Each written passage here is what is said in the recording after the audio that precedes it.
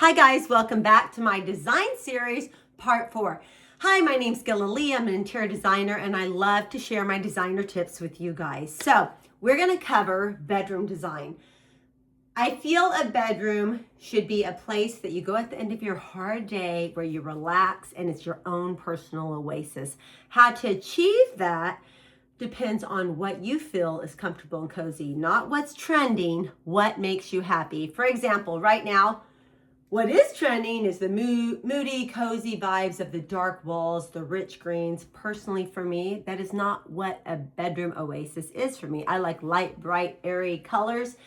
So when I wake up in the morning, I feel refreshed and I feel happy. Now, if you love the moody colors, that's fine too. These tips I'm gonna give you will work for both angles. So first of all, I want to stress to you, when you're shopping for new bedroom furniture, or if you're just painting what you have, when you're shopping, please do not go into a furniture store and buy a bedroom set. You walk in, always you're looking at the bed first. Let's face it, we're looking at the headboards. What style do we like in headboard? Do we like traditional? Do we like modern? Do we like contemporary? Do we like antique? First of all, you want to find the bed you love. Once you find that bed, whether it's online or in store or whatever, you choose your bed first. After your headboard and footboard is chosen, please do not buy the matching nightstands, the matching dresser, the matching chest of drawers. Do not do that.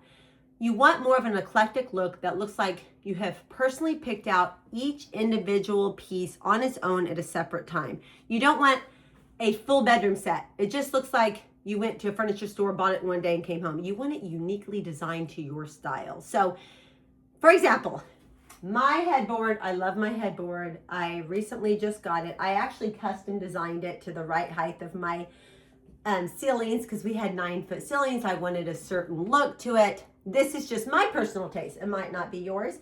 You might like antique. You might like modern. You might like low profile, whatever it may be. Pick your headboard first. And then walk past, if it has a bedroom set that's included, walk past all those matchy pieces. Instead, you want to focus on your bed first. Once you get that, then go out and look for nightstands. Now, this is a key point for you guys. Do not Google search or go into a furniture store and say, where are your nightstands? You don't want nightstands, you want accent cabinets. Nightstands, on average, are anywhere from 24 inches to maybe 29 inches, possibly 30. They're short. They're not very wide, maybe 24 inches wide. They're small. They don't have an impact. Instead, you want to search for accent cabinets. Here are mine here. I love the mirrored look. Yes, it's not trendy. Mirrored accent furniture is not trendy. I love it. I love it, and so I want it in my home. If you choose an accent cabinet, do you see how big it is? On average, it's 36 to 40 inches tall, and more than not, it's 30 to 36 inches wide. Do you see how it elevates next to my bed? It makes a statement and it literally has tons of storage, not only on the surface, but inside. If you get a little nightstand, you're gonna have these little bitty drawers that's not gonna hold anything, and the top is gonna be so tight that you maybe can fit an alarm clock and a lamp. So pick an accent cabinet. What you would see people choosing for a living room, you know, a little accent cabinet, a living room or an entryway. That's what you want for your nightstand. So don't even look or search the word nightstand because they're too small. You want accent cabinets. Now, moving on from there, you can hang a picture above it. You can hang a small mirror. What I did that I love is I chose a floor mirror.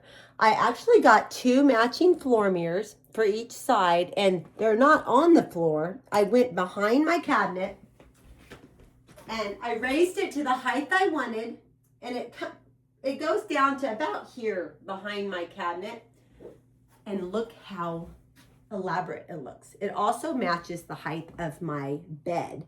So I chose floor mirrors, but instead of setting them on the floor, I hung them on the wall, and it adds a dramatic effect. So moving on, curtains. For curtains, you guys heard me talk about it in my previous design series videos.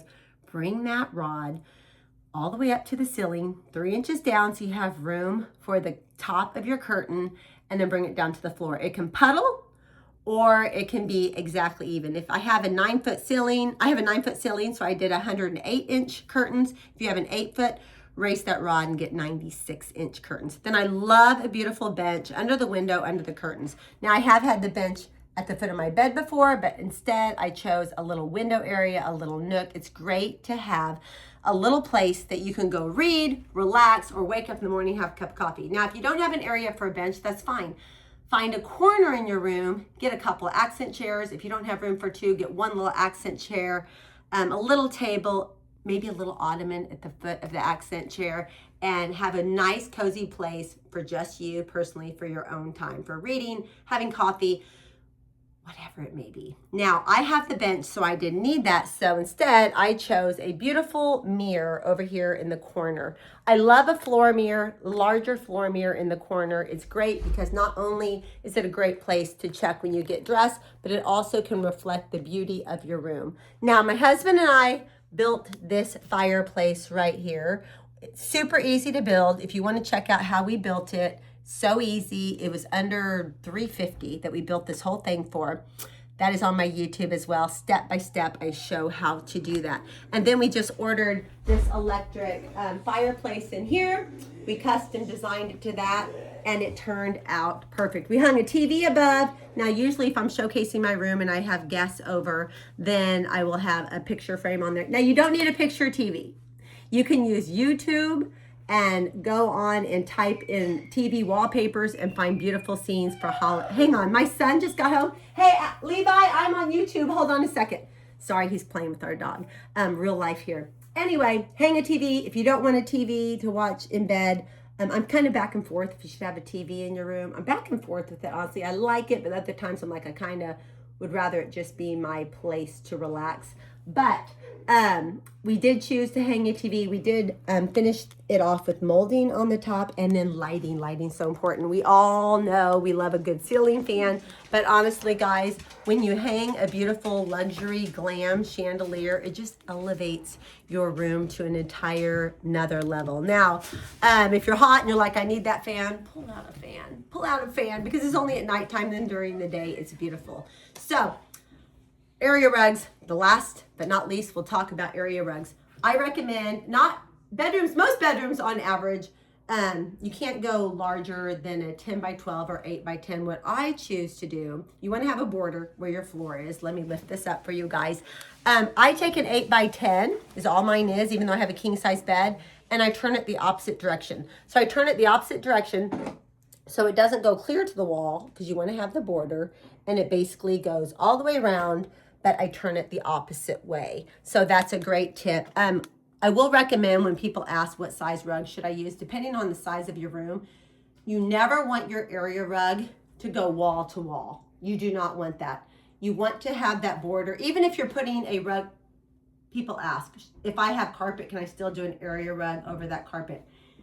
Yes, it balances the room. It gives interest. Absolutely, my answer is yes. Don't feel like you have to have hardwood floors to have an area rug. If you have carpeting, do a beautiful designed area rug in the middle. Now, my room's monochromatic because that's what I love. I love a monochromatic, light, airy space. That's why I chose what I chose. But you can add color. You can add textiles with lots of texture. If you do a monochromatic, you want a lot of texture. You can see the texture in my headboard, my beautiful velvet comforter, the footboard, all of the things have texture if you're doing monochromatic. If you're adding color, you don't have to worry about texture that much.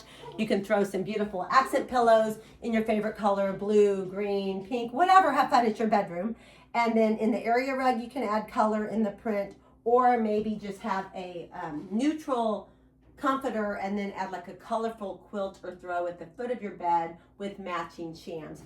And then artwork is another great way to pull in color and throw blankets. You can have fun with it if you love color. I just love a clean, peaceful environment. Anyway, that's it for today. Thank you for joining. So this is number 4 of my design series here on YouTube. Make sure you like and subscribe and hit that bell. So every time I come up with another video on how to DIY, you'll be notified and you won't miss one. Thank you guys for joining.